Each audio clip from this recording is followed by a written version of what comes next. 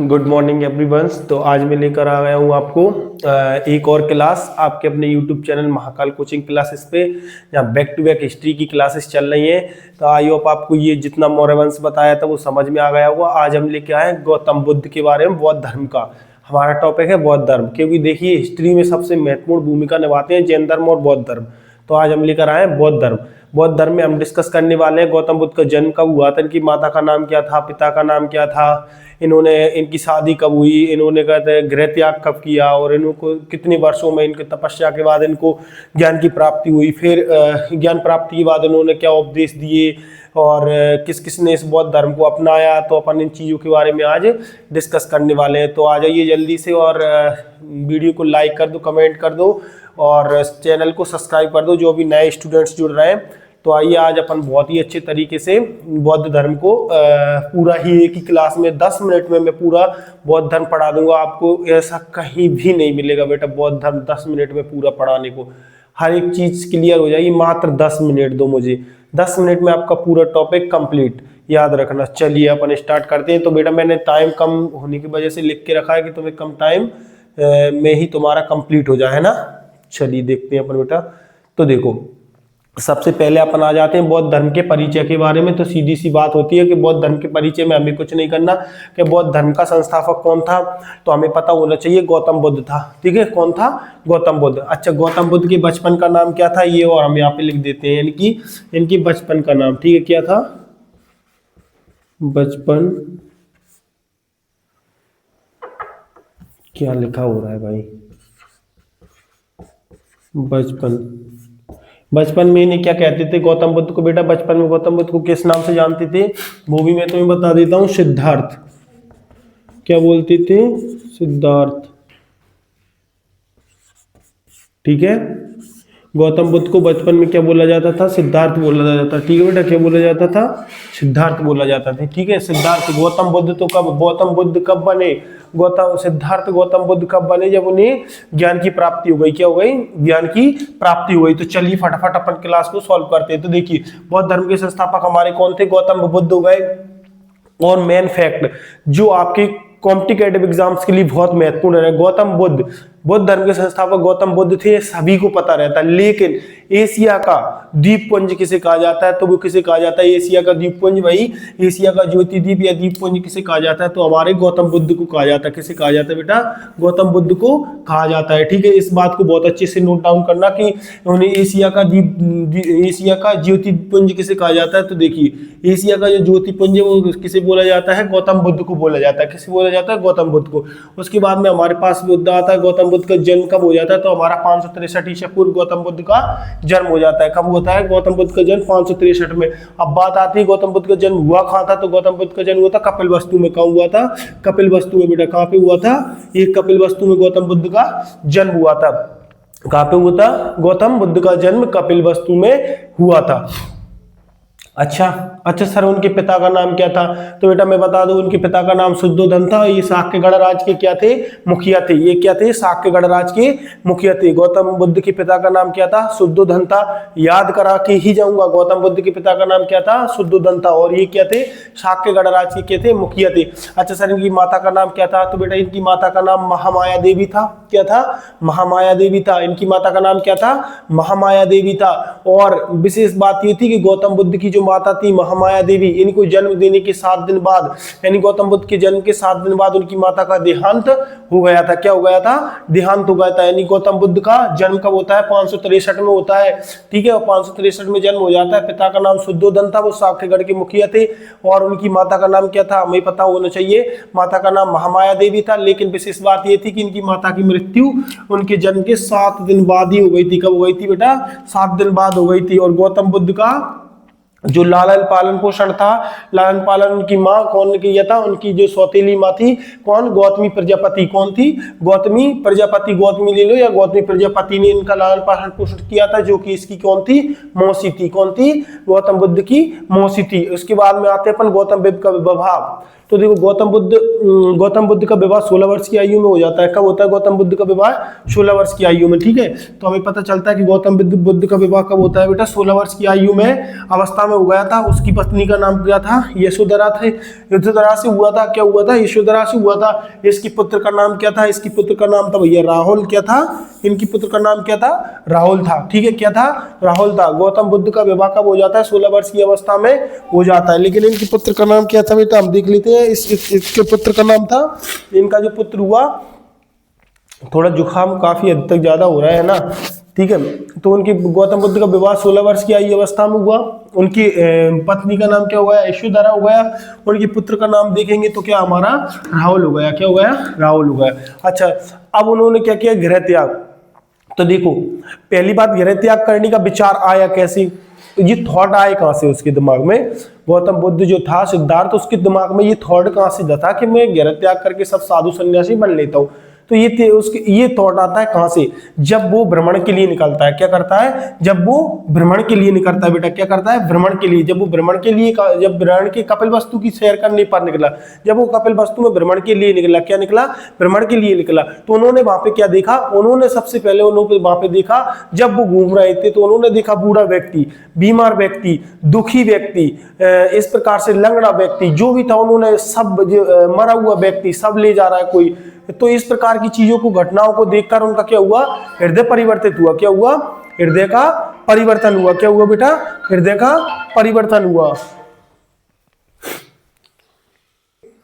ये बात समझ में आई बेटा? देखिए, वो क्या होता है, कपिलवस्तु में जब सैर पर निकलते तो वो देखते हैं कि, मान के चलो, क्या देखते हैं? क्या देखते हैं? हमें दिख रहा है, क्या देखते हैं बेटा? बूढ़ा व्यक्ति है, बीमार व्यक्ति है, सब है, सन्यासी है, और उसके अलावा और भी देख लें कि, मान के चलो, दुखी व्यक्ति है। क्या है? दुखी व्यक्ति है कोई। क्या है? दुखी व्यक्ति। और इन चीजों को देखकर उन्होंने क्या सोचा कि भाई अब मुझे ऐसा जीवन नहीं जीना है, मैं साधु सन्यासी बनूंगा। और 29 वर्ष की आयु, महज 16 वर्ष में शादी होती है, महज 29 वर्ष की आयु में वह गृह त्याग कर देते हैं। क्या कर देते हैं?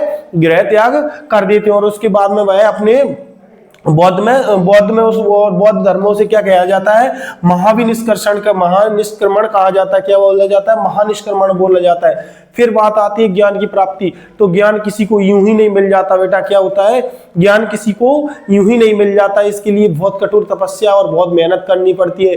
तुम लोग 10 मिनट की वीडियो को भी स्किप कर करके देखते हो, सामने वाले ने 6 साल खाए पिए, बिना खाए पिए अन्न जल ग्रहण किए, भाई तपस्या किए, कितने साल? 6 वर्ष।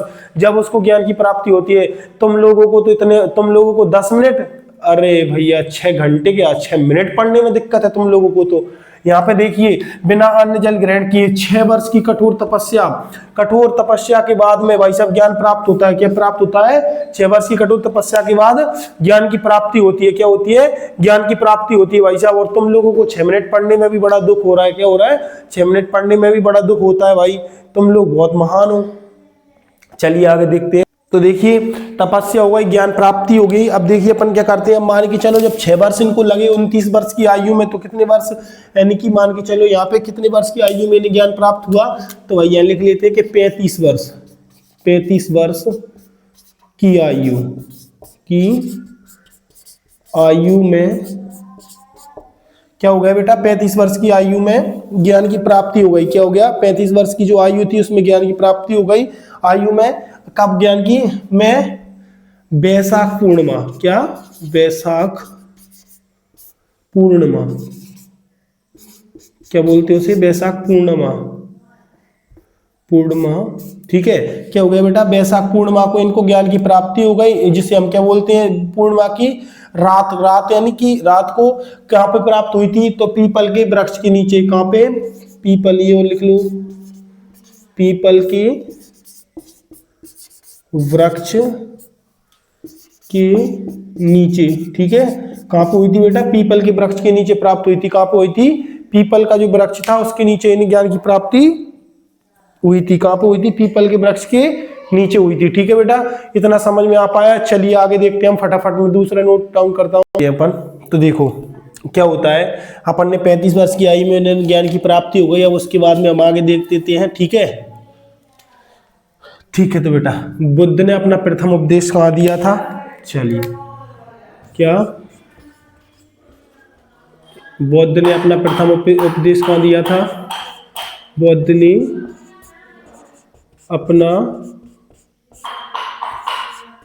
प्रथम उपदेश बेटा कहाँ दिया था? बौद्ध ने अपना प्रथम उपदेश दिया था सारनाथ में। सारनाथ में दिया। क्या किया? सारनाथ में दिया था। ठीक है, प्रथम उपदेश उसने कहाँ दे दिया बेटा? सारनाथ में दे दिया। कहाँ दे दिया? सारनाथ में दे दिया। प्रथम उपदेश कहाँ दे दिया? सारनाथ में। आगे देख लेते हैं अपन प्रथम उपदेश के बाद में क्या होता है। और प्रथम उपदेश को ही क्या कहा जाता है? बौद्ध उपदेश दे दिया। और इसको क्या बोलते हैं? धर्म चक्र परिवर्तन। इसी को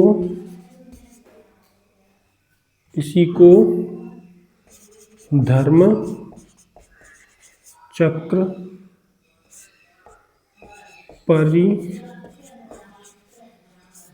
परिवर्तन कहते हैं। ठीक है, क्या कहते हैं बेटा? बौद्ध ने अपना प्रथम उपदेश कहाँ पे दे दिया? सारनाथ में दिया था। और इसको क्या कहते थे? धर्म चक्र परिवर्तन कहते थे। और बौद्ध ने सबसे अधिक उपदेश कहाँ दिए हैं? अगले नोट डाउन करो। बौद्ध ने सर्वाधिक उपदेश कहाँ पे दिए थे बेटा? तो श्रीवस्तु में दिए थे, है ना। सर्वाधिक उपदेश कहाँ पे दिए थे? सर्वाधिक उपदेश उन्होंने अपने कहाँ दिए थे बेटा? श्रीवस्तु में दिए थे। ठीक है, कहाँ पे दिए थे सर्वाधिक उपदेश? ठीक है, सर्वाधिक उपदेश कौशल की राजधानी श्रावस्ती। ठीक है बेटा, क्या? श्रावस्ती में दिए। ठीक है, श्रावस्ती में दिए थे। ठीक है, चलिए इसी के साथ सुबह की चाय पी लो। बढ़िया, चलते हैं आगे अपन सुबह की चाय के साथ। ठीक है, श्रावस्ती में दे दिए इन्होंने। उसके बाद में क्या होता है? इनके कुछ अनुयायी थे, बिंबिसार है। क्या था? इनके अनुयायी मतलब बौद्ध धर्म को अपनाने वाले। तो इनका अनुयायी कौन था?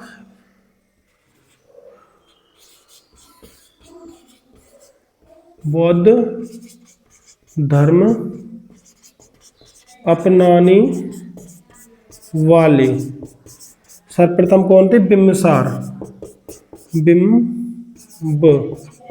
बिंबिसार।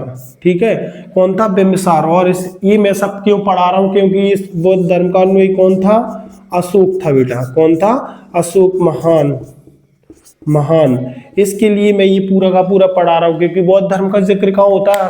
अशोक को पढ़ते हैं तब, इसीलिए अपन को ये पढ़ना बहुत अधिक महत्वपूर्ण था। ठीक है, अब उसके बाद में क्या होता है बेटा? इन सब के बाद में गौतम बुद्ध की मृत्यु क्या हो जाती है? गौतम बुद्ध की मृत्यु। गौतम बुद्ध की मृत्यु कब हो जाती है? ब्लैक से लिख देता हूं। 80 वर्ष की आयु में 483 ईसा पूर्व। बेटा कब हो जाती है गौतम बुद्ध की मृत्यु? 80 वर्ष की आयु 483 पूर्व। ठीक है, कहाँ हो जाती है? कुशीनगर, जिसे हम बोलते हैं, क्या बोलते हैं? कुशीनगर बोलते हैं हम जिसे। ये कहाँ पर है अपना? तो बेटा ये उत्तर प्रदेश में है। ठीक है, आई होप आपको इतना समझ में आ गया। गौतम बुद्ध की मृत्यु 80 वर्ष की आयु में 483 ईसा पूर्व कुशीनगर में हो जाती है। उनका सर्वप्रथम उपदेश उन्होंने सारनाथ में दिए थे। उसको धर्मचक्र परिवर्तन भी कहा जाता था। बौद्ध ने सर्वाधिक उपदेश कहाँ दिए थे? कौशल की राजधानी श्रीवस्ती में दिए थे। ठीक है, अब इसमें बौद्ध ने क्या बना दिया था? एक संघ बना लिया था, जिसमें बौद्ध भिक्षु होते थे। बौद्ध का एक क्या था? संघ था। का था? बौद्ध का एक संघ था। बौद्ध का एक संघ था, और उसमें सभी रह सकते थे, जो यानी कि गर्ल्स और बॉयज एंड गर्ल्स के लिए, सभी के लिए था। तो इसमें मतलब कि भिक्षुणियां भी होती और भिक्षु भी होती थे। जिसमें क्या होता? संघ था, जिसमें भिक्षु और भिक्षुणियां,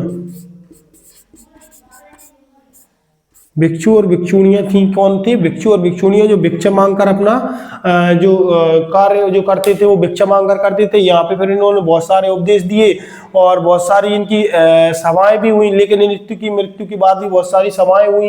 ये आई होप आपको ये सब समझ में आ रहा होगा। और महापरिनिर्वाण बौद्ध धर्म में भी महापरिनिर्वाण भी कहा हुआ है। ठीक है बेटा, ये समझ में आएगा आपको। चलिए मैं थोड़ा और बता देता हूं थोड़ा सा। देखो बौद्ध धर्म में मृत्यु को क्या कहते हैं, इस चीज को जान लेना हमारे लिए बहुत बड़ी जरूरी है ना। जो मृत्यु होती है उसे क्या कहते हैं? महापरिनिर्वाण कहते हैं। मृत्यु को क्या कहते हैं? मृत्यु को महापरिनिर्वाण क्या कहते हैं?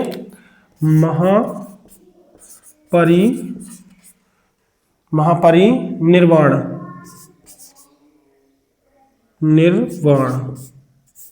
ठीक है बेटा, ये चीज अच्छे से नोट डाउन कर लेना। ठीक है, मृत्यु को क्या कहते हैं? महापरिनिर्वाण कहते हैं। क्या कहते हैं? मृत्यु को महापरिनिर्वाण। ठीक है, देखो वैसे तो इसमें अभी बहुत सारे फैक्ट्स जो है बचे हुए हैं अपने लिए, लेकिन यहां तक कि हमें इतना जरूरी है तो यही जरूरी है। ठीक है, अगली क्लास में हम लेकर आएंगे आपके लिए जैन धर्म। क्या लेकर आएंगे? जैन धर्म। तो क्लास में बने रहिए और अच्छा लगे तो वीडियो को लाइक, कमेंट एंड चैनल को सब्सक्राइब करते रहिए। और मैं नेक्स्ट क्लास लेके आऊंगा आपको बौद्ध धर्म की। ठीक है बच्चों, बहुत कम समय में बहुत अच्छा पढ़ाने की कोशिश कर रहा हूं। आपको अच्छा लगता है तो बिल्कुल आप चैनल पर बने रहिए।